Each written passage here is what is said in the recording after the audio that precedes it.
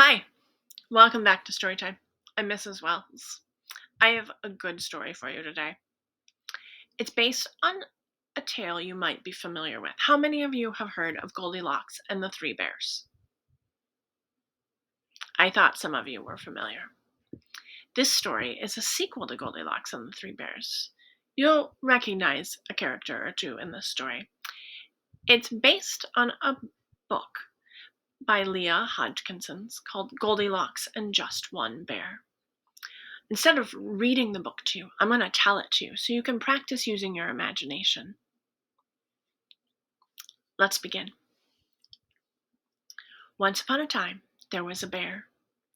One minute he was happily strolling through the forest. The next minute, he didn't have a crumb of a clue where he was. He was one completely lost bear. He didn't much like this place. There were too many bright lights, not enough twigs, too much loud honking and beeping, not enough owl hooting. And he's starting to feel a tiny bit scared, and his furry legs were starting to wobble. Maybe the thing to do, he thought, is to go into that building and get out of this terrible racket. But the revolving doors into the building made the bear dizzy. And being dizzy with wobbly legs was bad news.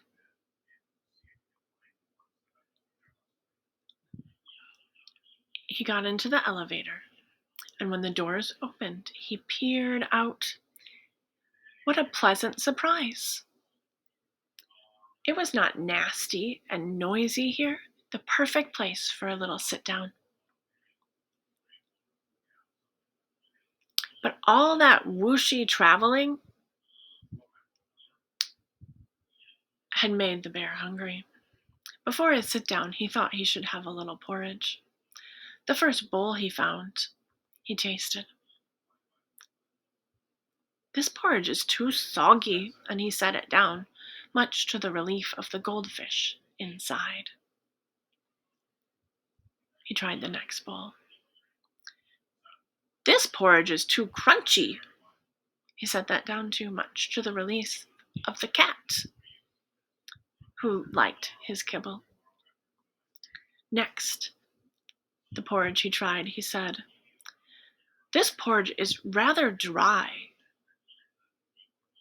but it's better than nothing," and he gobbled it all up.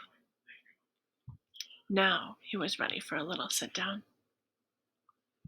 The first chair he tried was green and prickly. "This chair is too ouchy." When he stood up, the cactus broke. The next chair he tried went, "Meow."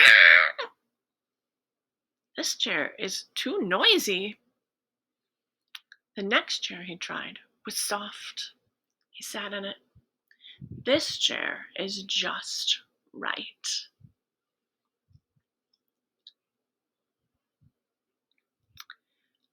While a little sit down was nice, what the bear really wanted was a good old-fashioned nap in a cozy bed.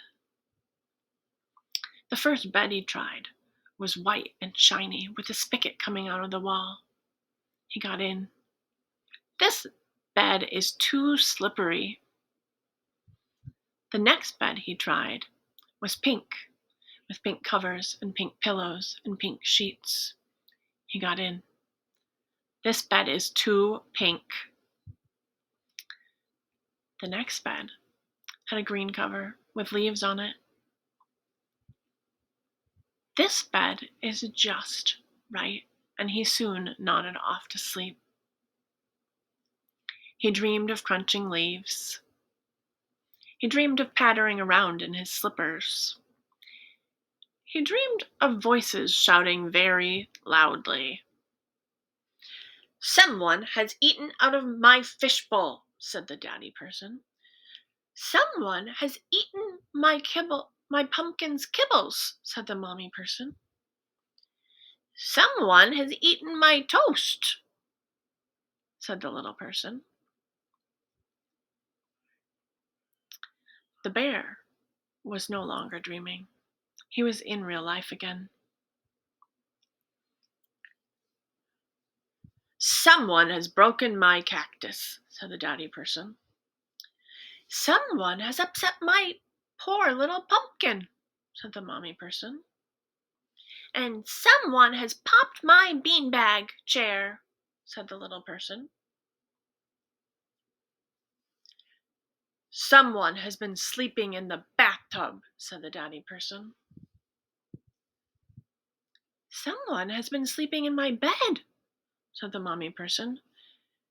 "Shh," said the little person. "Someone was sleeping in my bed, and he's still there."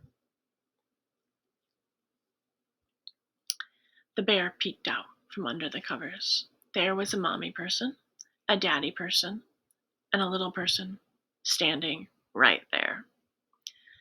The bear thought that the mommy person looked slightly familiar, and the mommy person thought that eating others people's breakfasts, sitting in their chairs, and snoozing in their beds was rather familiar, and she was right. "Baby bear?" said the mommy person. "Goldilocks?" said the bear. They hadn't seen each other in quite a while. "Porridge?" said Goldilocks. The bear nodded. Goldilocks cooked a big bowl of porridge and plopped it in front of him. It was not too hot. It was not too cold. It was just right.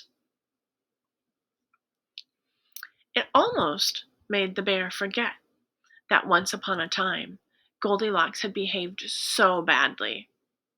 This bear would never dream of acting in such a way.